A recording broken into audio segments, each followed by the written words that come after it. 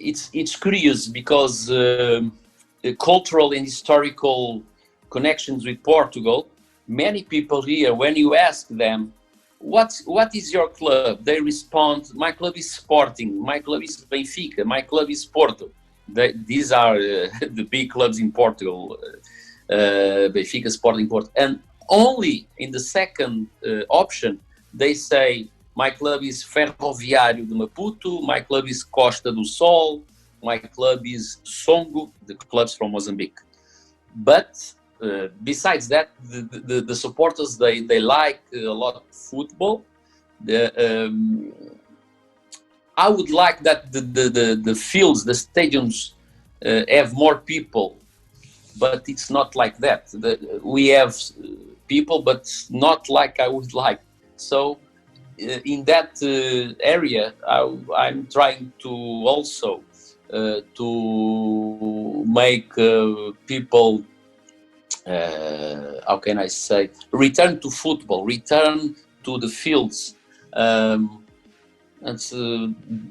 first thing is the national team. If the national team wins, it's easier. In the recent history, national team from Mozambique, we don't have many good results. Of course, the last 5 matches, we had good results. We won 4 matches and we draw 1 match. So right now the people are returning to believe in football, return to believe in the national team, and of course we have also that supporters. They are always with their clubs, but I would like to see more people on the matches, on the stadiums, on the fields. The VAR Show. The one place for your weekly football update.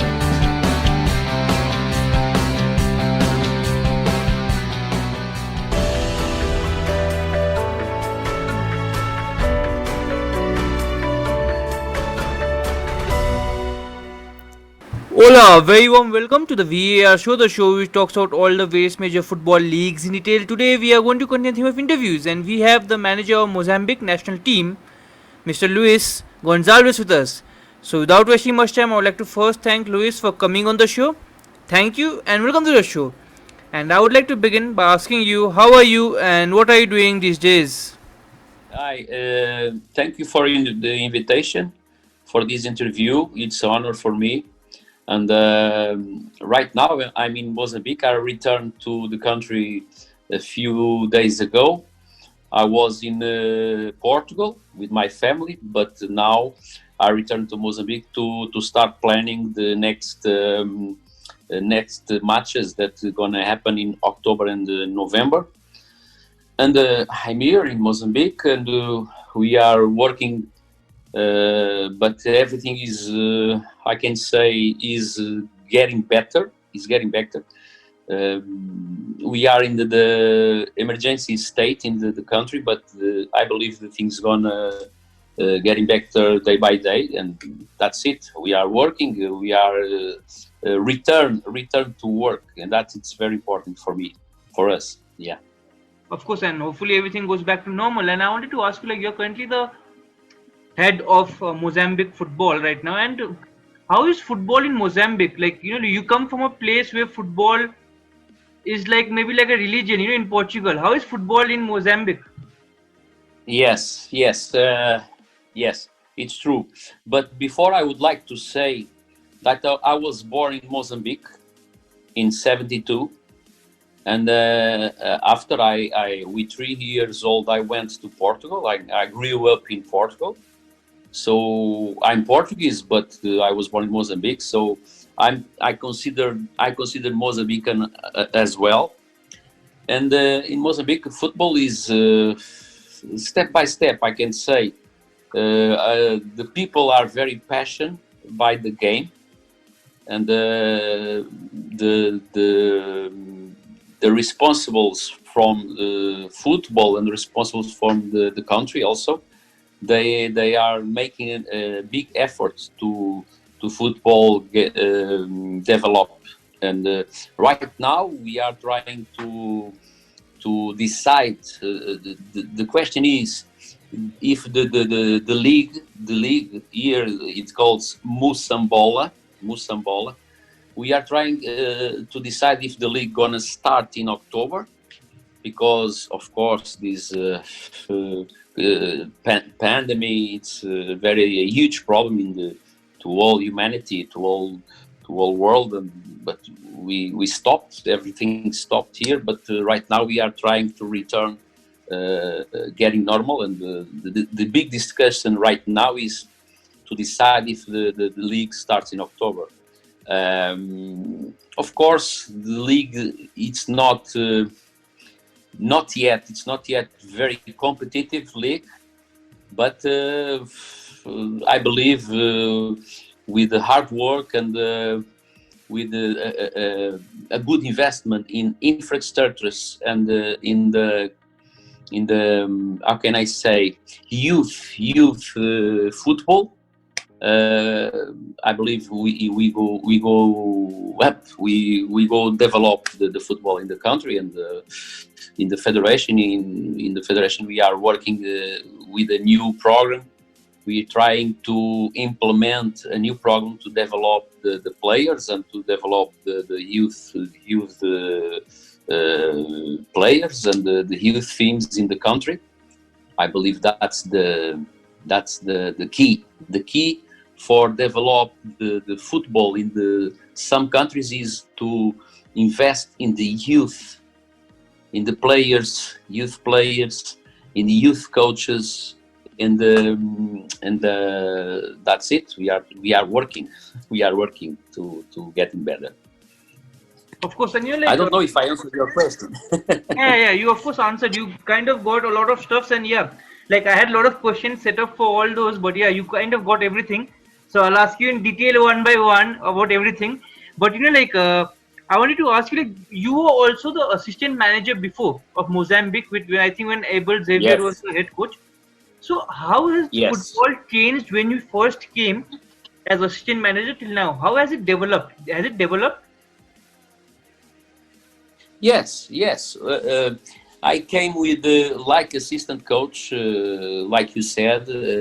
I was invited by Abel Xavier, like you say, and I came with him, and we start working together in 2016, and we start to implement a project together. In 18 May, I went to China. I leave this project. It's not important the reasons right now, but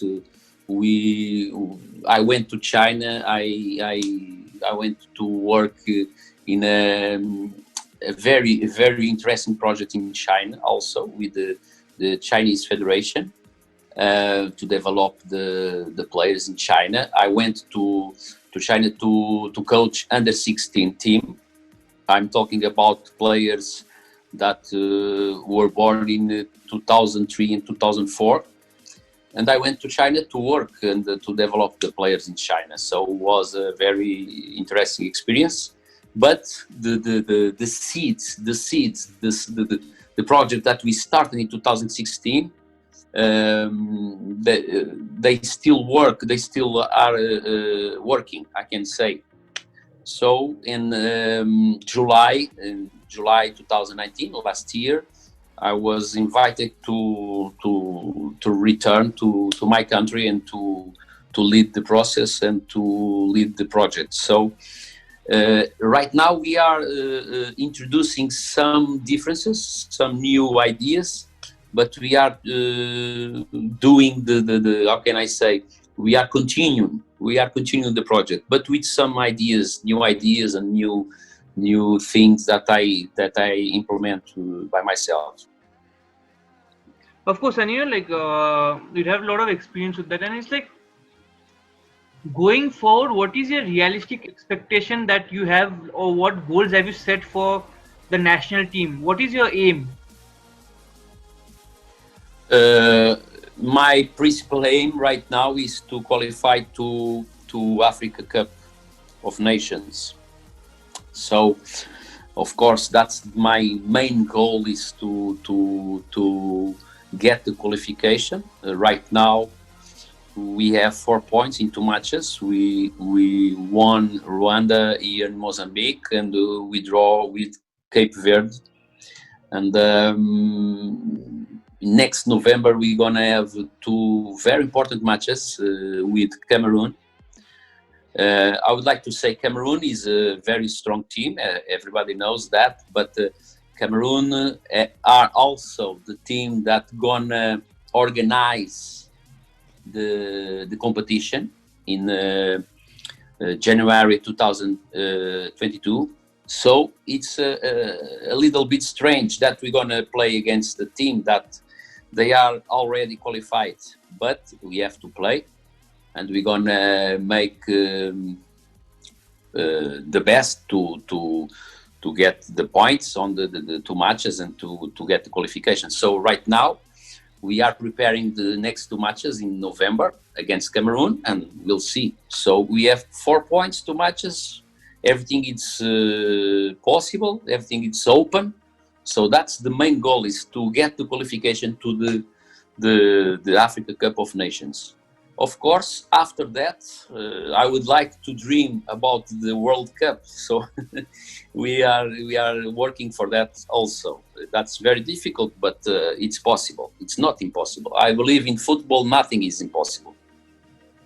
Of course, and that should be the general idea of everyone, because anyone can qualify for a World Cup. It's not an impossible task, an impossible task rather. And I wanted to ask you,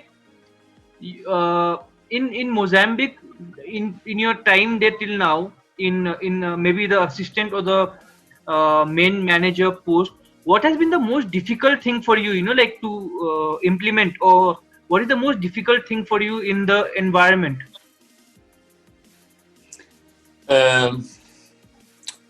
It's a very interesting question. The most difficult, I can say, the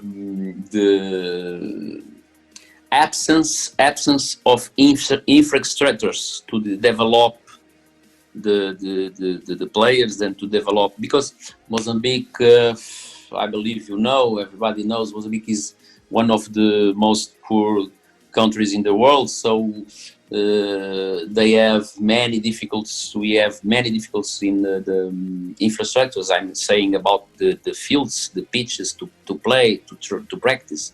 But in that area, some persons are starting to invest, and some persons are starting to kept foreign investments to develop. But I believe that's the most the big difficulty. That's the infrastructures, that we don't have fields to practice, But besides that, and worse than that, it's the nutrition. The nutrition, because many players, when they get players with 15 years old, and we see 15, 16, 17, we see the players, they have sometimes they go to the training ground, and we have to be worried about if they hit before. Sometimes that's a problem here. But I believe as I said before, with the good plan, with the support of local authorities and some investors, I believe we can give a jump. We can go better. How can I say go better? But we have many talented players, and sometimes it's a pity when you see the players that maybe because they have bad conditions on the clubs, and some of them they don't have the how can I say, the structure, human structure, because they don't the nutrition is a very big problem here. So that's for me, that's the most big challenge. I can't change that like a national coach, but I can try to give ideas, and I can try to attract people that can decide and to give conditions to the persons. That's very, very, very important goal for me. Of course, and I wanted to ask you, since you said there are a lot of problems like this which are out of your hands. Actually, it's more like the societal problem than your own, than as a coach. But how difficult is it? Since you said the league is not very good, the league is not very high standard. How difficult, and the youth setup is not good. How difficult is it for you to scout players for the national team? Yes, I understand the question. We have even so we have some good players playing in the league, but we have many players playing abroad. We have players in France, we have players in Portugal, we have players in Germany, we have players in South Africa and Kazakhstan and Azerbaijan. We have players abroad that they give big support to the national team. They are from the national team, and we are always looking also the players that I call normally, I call them the second generation players. For example, a player that has mother Mozambican mother or Mozambican father, and we are always scouting and trying to find new players, but we can't never ever forget the players that are in our country and they play in Mozambique. We have talent players, like I said, and I do scouting, watching the matches here in Mozambique, and normally I speak with the coaches from the teams and the coaches from the national teams under 20, under 17, and we try to develop a network, a scouting network, to find players. Sometimes at schools.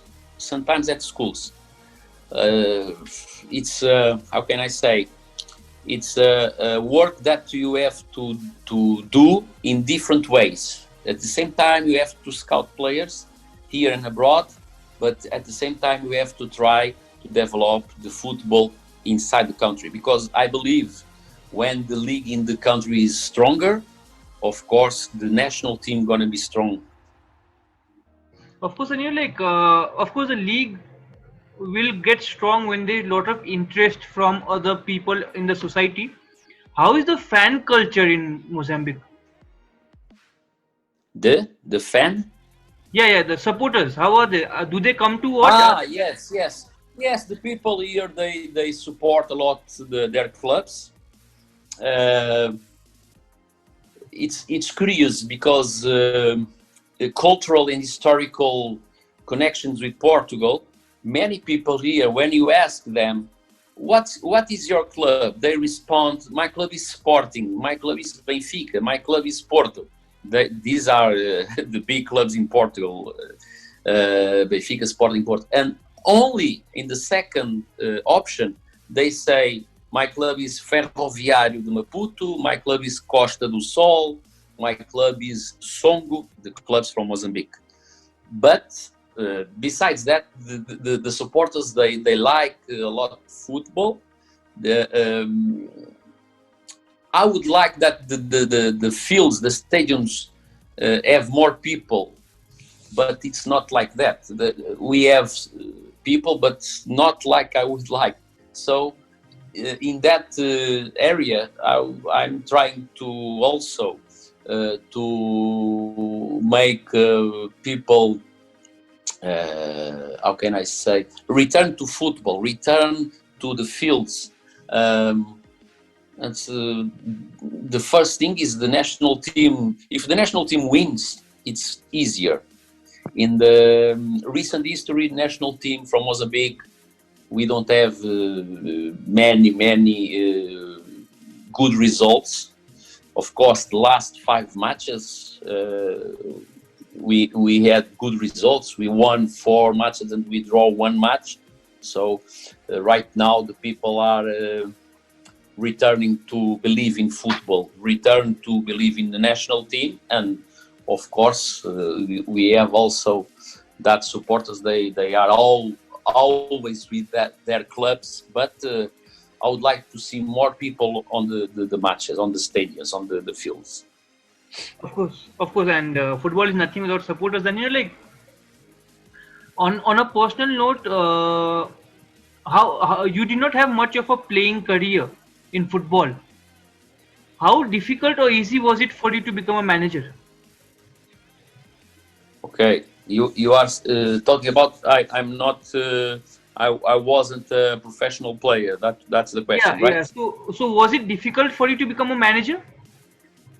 Yes, more difficult if I was a professional player, but I was football player all my life. I played all my life, of course, not in the professional league, but I played in my country in amateur league. So when I was, I can say, I was 16, 17 years old, and I saw I invest in my formation in the studies, and I thought to myself, I want to be a manager. If I can't be a professional football player in a high level, I want to be a manager in the high level. So I invest a lot in my studies, in my formation, and in my career.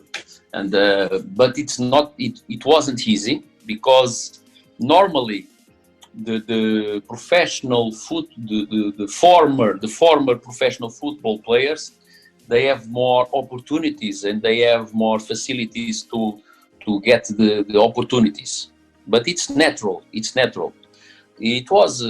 not easy, but with hard work, with the knowledge, with the experience, and in first of all with competence. I believe with competence everybody can get the success. That's my way of work. I'm always working and trying to be actualized, and to trying to be in the to know all the news about the football and everything, to be capable of give a good response. So it wasn't easy, but it's possible. And many managers around the world, you can see good managers. Many of them they wasn't professional football players, but of course everybody played. I played football many years in the amateur teams, but not professional. So it wasn't easy, but with hard work, with honesty, and with intelligence, you can achieve your goal. Of course, and you are an example, and many other managers also. And like it's like, as a coach, what is your footballing philosophy like? How do you like to play? I like to play. I wish to call the positive way of play. Normally, I like my teams. They have the ball and they construct the game from behind, and I like the team play. The players, they are connected always, short passes, but sometimes I like to introduce variations with short and long play. But I can say my game model is with a tactic system 4-3-3, but sometimes we can change, because for me the tactic system is not the most important things. The most important thing is the dynamic that you can put in your team to playing. I like the team play with authority, and I like the team play with speed. But if you are playing and you are coaching the national team more than a club, you have to consider the strategy for the match. So you have to consider the opponent. and sometimes we can make adaptations. So if you're gonna watch my matches, Mozambique national team matches, you can see sometimes you see you can saw the team is they are with the ball, and they are the authority in the match. And sometimes we play without ball. We need to know to play without ball. We need to know when is the right time to, when we recover the ball, we can attack the opponent, make a counterattack. So I can say normally I would like to play with the ball on the ground, short passes, team together, fast, and starting playing behind from the goalkeeper, of course. And I like to the team play normally attack from the lateral corridors, wingers. I like many crosses to the box to finish. Normally I consider four finish positions, and the players, they have to know who makes what. That's it. I can say, if you want to make more questions, specific questions, I can say, but normally it's like that. So I consider it's very important, the strategy also. So for me, in a match, if the things aren't going well, I can normally, or sometimes I can change from 4-3-3 to a 4-4-2, for example. Because for me, the most important thing is the principles, the game principles. The players must know what they have to do when the team has the ball, what they have to do when the team doesn't have the ball. So the player needs to know if I'm attacking the attacking principles and the defending principles. Everybody needs to know that, and of course we have to play like a team. I consider two words from the game model is compromise and solidarity. Compromise and solidarity is very important. Everybody needs to attack. Everybody needs to defend. Of course, and I don't know if I give you an idea, right? I got it just now. I have a follow through on that. You spoke about your formation a bit. You said like how you can go. I wanted to ask you, like with your national team right now, what is the formation that you are using that is successful for you right now? 4-3-3. 4-3-3. If I have a picture, is easier, but I can say 4-3-3. In the middle, I like to play with 3 midfielders. 1 more 2. 1 more 2. I understood. Say a 6, number 6. 4 defenders, number 6, and 2 midfielders, and 2 wingers wide open. 2 wingers wide open, and a forward, a striker. So that's the formation that I use more, and right now we are using that formation here. But sometimes I change to 4-2-1-3, for example, or 4-2-3-1, for example.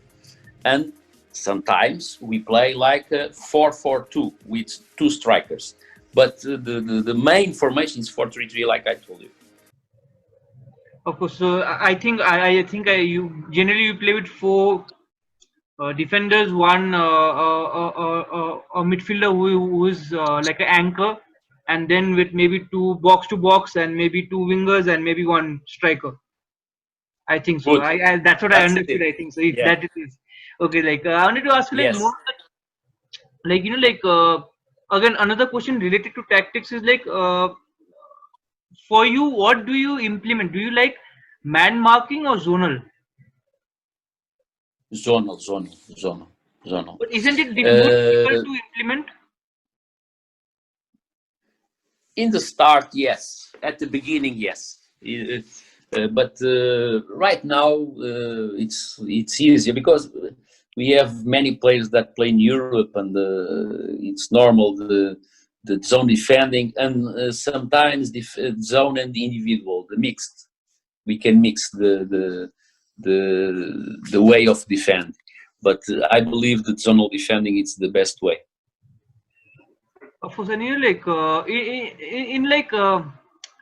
like how do you implement zonal? Like when you go to a new team, do you start with zonal or do you start with man marking and then slowly go on to zonal? No, always zonal, because I believe, of course, if you have a player in your zone, in your area, you have to stay with him, okay? But you are responsible from that area. So I believe it's better defending in zonal always. Like a team, like a block, you know? So in the zonal, if you are the defender, for example, you are the responsible for that zone. If you have an oppositor there, you have a player from other team there, you are the responsible for that. So again another thing, like same zonal and thing. This what I wanted to ask is, do you implement same like the similar defending all throughout, as in like even during the normal game, or and the set pieces also, do you implement zonal, or is it mixture?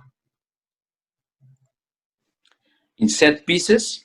In set pieces also, do you implement zonal marking itself, or do you mix it up? Mixed.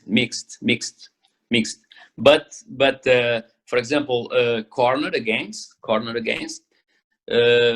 zonal. But of course, it depends. If we know the opponent, normally we study the opponent, and we see that something is different from the normality, we can adapt. But normally, normal defending zone. And like staying with similar theme, like what is the most common formation that you have faced during your time in Mozambique? Like what do you generally face in that area of the continent in Africa? What is the most common formation that you have come across? But for common about, sorry, I didn't. Like what is the understood. most common formation that is used by managers in Africa? Ah, sorry. 4-4-2 normally. More common. So like like when you do 4-4-2, like isn't it more difficult for you because in the wings you do not have much presence, because when you play a 4-3-3, like you said, in the wings you'll not have, like you'll be a little bit weak compared to a 4-4-2, because you can be a 2v1 situation in the wings. How do you combat that? No, it's like I told you, the game principles are the most important. So if you have two strikers from the opponent, you have the midfielder that come and can be the third central defender, for example, and we have the wingers. When we defend, I like to see the all team defense. So the wingers must come to the inside to defend and to complement the midfielders. So if the opponent they have two strikers, the midfielder number 6 can help the central defenders. And where is the ball? If the ball is on the left, on the right side, or our left side, for example, our right back come inside also. So it's a question of space and number, and the managing the space and number. The players must to know how they need to defend the game principles, like I said, because a question of numbers. If you have two strikers, okay, but we can say, okay, but we have two central defenders. Oh, it's true, but don't forget, we have two, the right back and the left back. And if they have the wingers also, we have our wingers to complement. So, because in the other side, we have 10 more 1 and we have 10 more 1. 11 against 11. So we have to know preencher, to get the spaces. The space is space and number. It's very important. Of course, and I wanted to ask you last question regarding the tactics, and it's as a team, what do you implement in defense? Do you implement a high block, medium, or low? Because you Yes. said, Mozambique is a little bit a weaker team compared to many teams in Africa, and generally you see the weaker team implementing a low block throughout the game. How do you approach? What do you apply? Yes, very good question. Normally, I like to play with high block, but many times I play with medium block. I don't like to play with low block, but in some occasions in the match we have to adapt. But normally I like to play with high block, with high pressure, high block. But you need to have a very coordinated team between the sectors, the defensive line, the midfielders, the attacking, and the goalkeeper.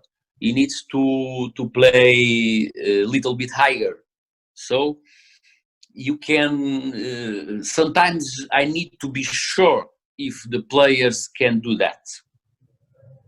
And sometimes I prefer to play with medium block and the team more together, I can say, and more close from our goal. Because in Africa, if the opponent plays with a low block, okay, we have to play with many mobility. We have to explore the laterals, the wingers. We have to improve the combinations between our midfielders, box to box, like you said, and the changes between the winger, the midfielder, and the right back or left back. It's I believe mobility is very important to open the defensive from opponents. They are normally in low block. So that's why I see many teams playing with the wingers inside. It's normal in every world, all around the world. You can see it's normal. You play many teams play with wingers inside, and the laterals go in depth, projected. But I prefer the wingers very open, wide open, because when the winger get the ball, he go inside with the ball. It's different, and we provoke 1v1, and or he can provoke 2v1, and we get the possibility to cross to the box and to finish.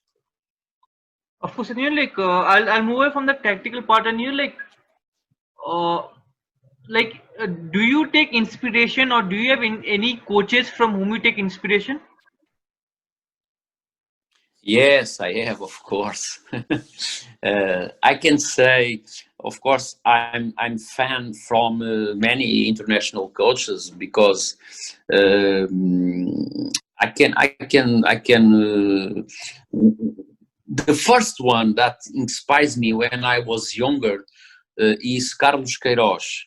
He's the national coach from Colombia right now, because he's very well organized, and he done in Portugal many innovations in football.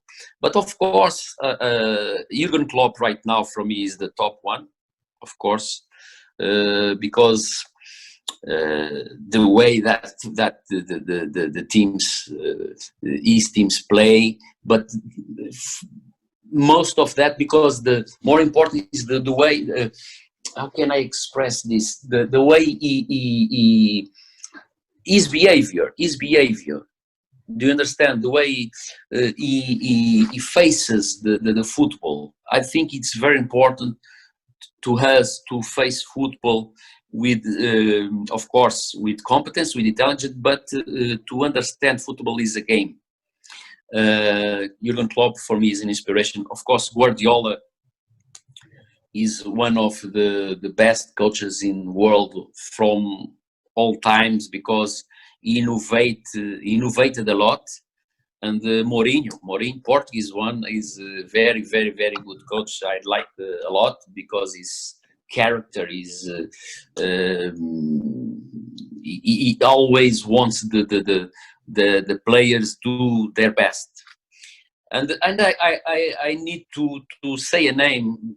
Maybe many persons don't know him, but I learned a lot of him. It's Jean Paul Castro. He's a Portuguese coach, and I learned a lot with him when I worked before in the Sporting Club Portugal in the youth, and I learned a lot with him because he knows everything about football, I can say. So I have different coaches. I believe we can learn with many persons because each one has different specific characteristics that we can see. That's good. We can think about it. But in the hand, I think by my head. It's what I think. It's what I do. And I believe I can make my own way with my identity, I can say. Of course, and on that note, I'll ask you one final question. And since you're so well traveled and you have been in the game for quite a while now, if you had to give a piece of advice to a young coach, what advice would you give that coach? Yes. I can give the advice. I can say the most important thing is to think by your head. Of course, you can learn with the others. You should follow the good examples. You have to try to be always actualized.